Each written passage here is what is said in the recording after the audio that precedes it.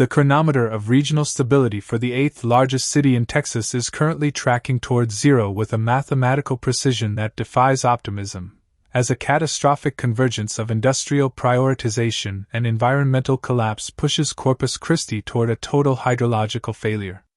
Intelligence gathered from the ground suggests a 180-day countdown to a scenario where the physical demand for water will decisively outstrip the municipal capacity to deliver it, a threshold of volumetric insolvency triggered by the unprecedented decline of the region's primary reservoir system. Kindly subscribe to the channel. Let's continue. Currently, the combined capacity of the Choke Canyon and Lake Corpus Christi reservoirs has plummeted to a staggering 7.7%, a level that represents the most severe depletion since these critical infrastructure components were first engineered in 1958. This is not merely a statistical outlier.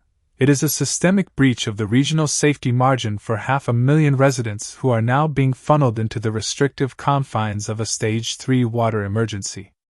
Under this regime, the atmosphere within the city has shifted from concern to immediate chaos, defined by a regulatory environment where the basic maintenance of private property has been criminalized to preserve a failing supply. Citizens are currently operating under a total ban on the irrigation of lawns, the washing of vehicles, and the use of garden hoses, a mandate enforced by dedicated patrol units authorized to issue citations of $500 per violation, per day, around the clock. The visual profile of this crisis is one of profound decay, where the once verdant landscapes of residential neighborhoods have transformed into expanses of desiccated vegetation, and the region's notorious clay soil is contracting with such force that it is physically pulling away from the structures it supports. Homeowners are forced to watch in a state of government-mandated paralysis as cracks spiderweb across their foundations, signaling the slow-motion destruction of their primary assets, while the local administration shifts the burden of conservation entirely onto the civilian population. This strategic vulnerability is significantly exacerbated by the economic weight of the port of Corpus Christi, a massive industrial engine that functions as the largest crude oil export gateway in the United States and the third largest oil export port in the entire world. The port facilitates the movement of 2.4 million barrels per day, an operation that underpins $113 billion in annual economic value and handles approximately 60% of all U.S. crude oil exports. However, this global hub of energy logistics is currently staring down an operational shutdown because the cluster of refineries, chemical plants, and petrochemical facilities that line the ship channel, including critical refining capacity for Valero, Flint Hills, and Citgo, simply cannot function without the massive volumes of water required for cooling towers and high-pressure steam generation. Sean Strawbridge, the former chief executive officer of the Port of Corpus Christi Authority, has issued a grave assessment, warning that the impacts of a total water failure will not be contained within the city limits, but will ripple tremendously through the state and international markets. The logistics of the American aviation sector are particularly at risk, as the stoppage of regional refining capacity would immediately disrupt the flow of jet fuel to major domestic airports, while concurrently throttling the production of gasoline and stalling the global distribution of American crude. This creates a scenario of extreme geopolitical and economic volatility where the water security of a single South Texas municipality becomes a linchpin for international energy stability. The disparity driving this crisis is rooted in a systemic administrative failure where the city's leadership essentially signed away the region's hydrological future to secure short-term industrial expansion. Analysis of consumption data reveals a staggering corporate-public imbalance. A single plastics facility, the Gulf Coast Growth Ventures plant co-owned by ExxonMobil and Saudi Arabia's SABIC, consumed approximately 5 billion gallons of the city's water in 2024 alone. This volume is nearly identical to the total combined annual consumption of the city's entire residential population of 500,000 people. While residents face ruinous fines for attempting to preserve their homes, this facility operates under ironclad contractual obligations that guarantee it access to up to 22 million gallons of water per day, even during the most severe drought conditions. This facility is merely one of 12 industrial entities that now collectively consume 55% of the total water supply for Corpus Christi. The strategic oversight of inviting these mega-users to plug into a finite and shrinking supply without first securing a drought-proof source represents a failure of long-term intelligence and planning.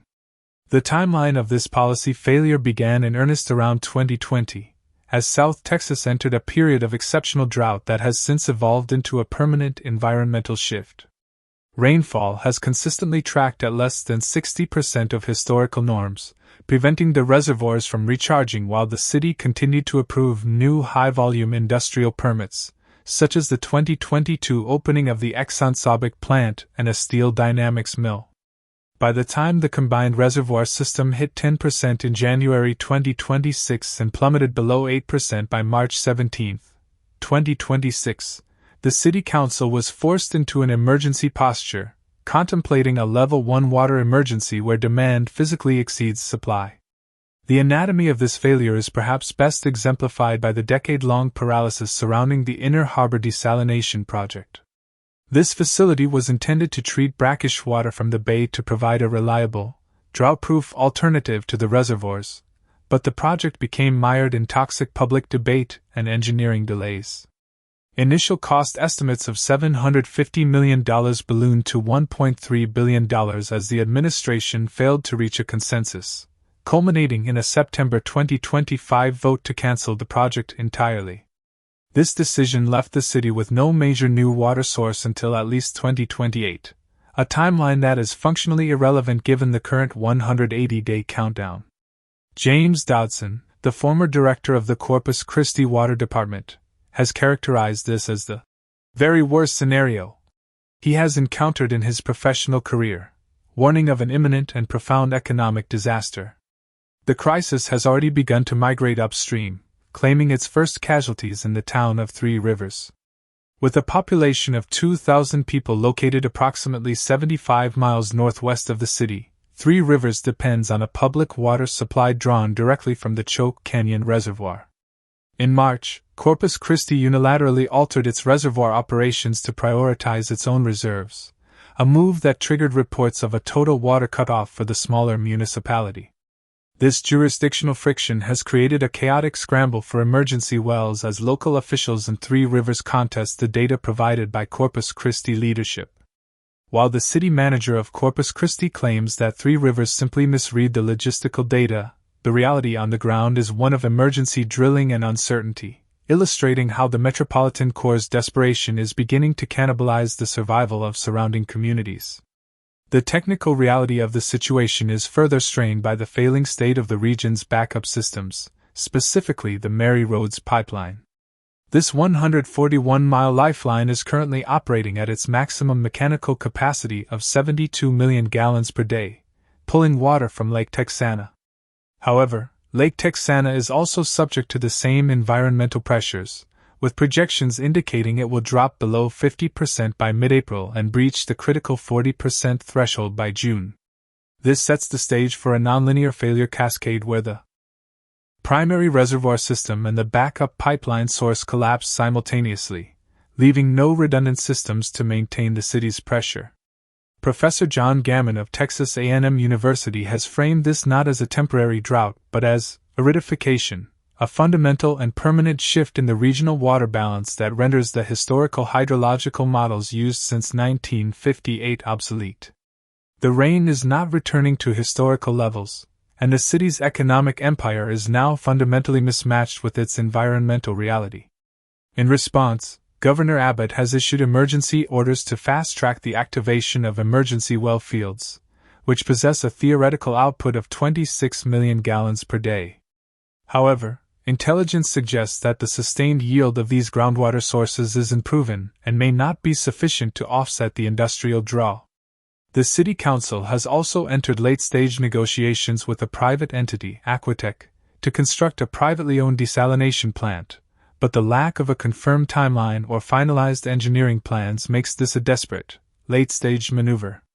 With the NOAA seasonal outlook projecting no significant rainfall through September, the city of Corpus Christi is serving as a grim laboratory for the rest of the American Southwest. The Texas Observer noted that this crisis is not exceptional, it is early, a sentiment that reinforces the narrative of a broader regional collapse. The strategic lesson is clear. Corpus Christi invited the users before it secured the supply, creating a template for crisis that is currently being watched by every major municipality from Texas to California. The final image of this collapse is found in the quiet residential streets where the lights of distant industrial flares reflect off the dry soil of sinking homes. It is the image of a homeowner standing on a cracking foundation, legally prohibited from using a single gallon to save their property, while only miles away, a cluster of 12 factories continues to consume the majority of the region's water under the protection of contracts the city is powerless to break. This is the end state of a water empire built on a foundation of disappearing resources, where the math of industrial growth has finally collided with the physics of survival, and the clock has only 180 days left to run.